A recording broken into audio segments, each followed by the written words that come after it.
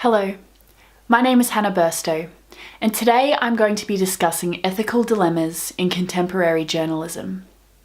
Specifically, I'm going to be focusing in on the ethical dilemma that is reporting surrounding the royal family. In doing this, I'll be looking at the unethical reporting and publications surrounding, in particular, Princess Diana, and I will be analysing them in the following two ways. Firstly, what ethical standards are journalists held to? What universal moral standard should they be complying with? In ascertaining this point, we will be looking to the Media, Entertainment and Arts Alliance Journalist Code of Ethics. I will just be referring to this as the code from here on in. In analysing these case studies of unethical reporting, we will be looking closely at the code to see if any clauses have been breached. Secondly, we will then flip the reporting on its head and see if there is any ethical theory that may justify the publication from the journalist's point of view. Before we take an in-depth look at a few case studies and analyse the issues I've just mentioned, it's also important to keep in mind the standalone news value that is celebrity. This is also crucial to remember when analysing celebrity reporting, as both journalists and members of the public often agree that celebrities have sacrificed their right to privacy by appearing in the public eye. Now, intrusive reporting of the royal family has plagued media outlets for years on end. For our first case study, we will be heading back to the 1990s. Where the reporting of Princess Diana flooded every corner of the media. In 1996, publishers became swept up in the strained relationship between Prince Charles and Princess Diana, as they headed towards their eventual divorce. The tabloid press had a field day with the scandal surrounding the split, and often reported on Diana in extremely intrusive ways, documenting her every move. Paparazzi stalked her relentlessly, even taking photos of her exercising in the gym with concealed cameras. Two examples of the tabloid press encroaching into this private territory even more so were The Sun and the Daily Mirror. Both released publications with titles similar to "Queen Orders Divorce."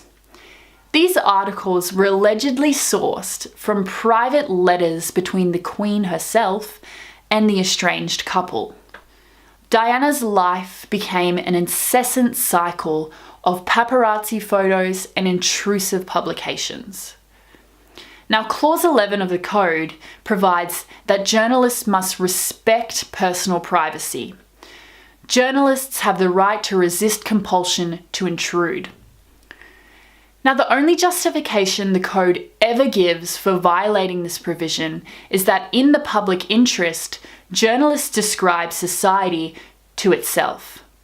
They convey information, ideas, and opinion. In other words, the public has an inherent right to know of the issue that's being reported on. Now, while Diana was of royal fame, and to an extent, those with celebrity status are liable to the public eye, it was never essential for the public to be made aware of such private information. It was not in the public interest to see Diana exercising in the gym, and it was not in the public interest to be party to her marriage breakdown. The British press realised themselves that they had gone too far when in 1997, Diana's car was pursued down Parisian streets by paparazzi on motorbikes, and subsequently, the People's Princess was driven to her death. Diana's brother was quoted in his eulogy to describe the media as having her blood on their hands. Now, this alone makes it clear that Clause 11 of the Code was violated in numerous aspects. But did the tabloid press have any theoretical ethical justification for their reporting on Diana? The most commonly used ethical justification for intrusive reporting is John Mill's notion of utilitarianism. Utilitarianism promotes to seek happiness for the greatest number of people. Now, for the press, if this means using devious means to obtain information because the public has an inherent right to know of this information, now this is perfectly justified. Particularly, the notion of utilitarianism often goes hand in hand with the news value of celebrity, as a commonly argued mood among reporters and the public is that celebrities have given up their right to privacy by choosing to appear in the public eye. Now, in Diana's case, this is a particular point of interest, as she is said to have often used the media to her own advantages to wage war on the palace following her split with Prince Charles.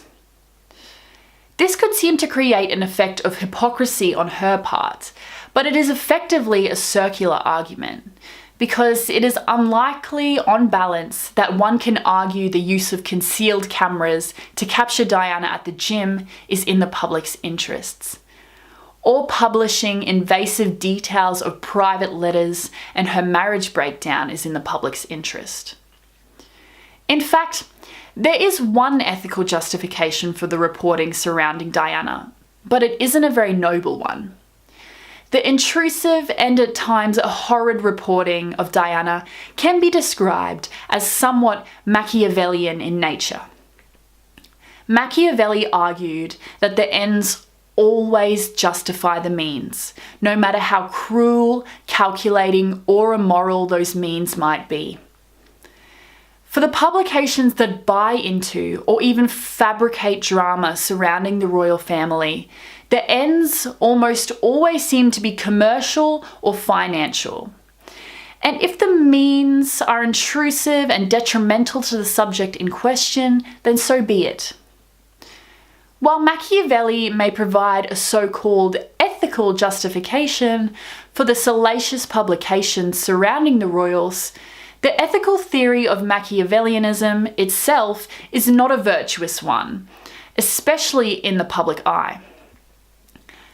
Now, both utilitarianism and Machiavellianism can be described as teleological or consequence-based ethics. The code itself is arguably deontological in nature or duty-based, the exact opposite.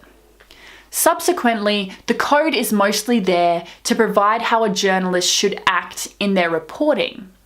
It restricts journalists in how they obtain information. It tells journalists they are not allowed to encroach upon people's privacy and on their grief. It is a duty-based code. Thus, teleological-based reporting surrounding the results of a publication will likely always be in contention with the duty-based code. And yet, the Machiavellian reporting surrounding the royal family appears to continue to go on to this day.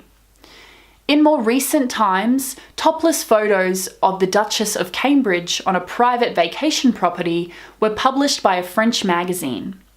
A French court went on to award the Duchess damages for a clear invasion of privacy.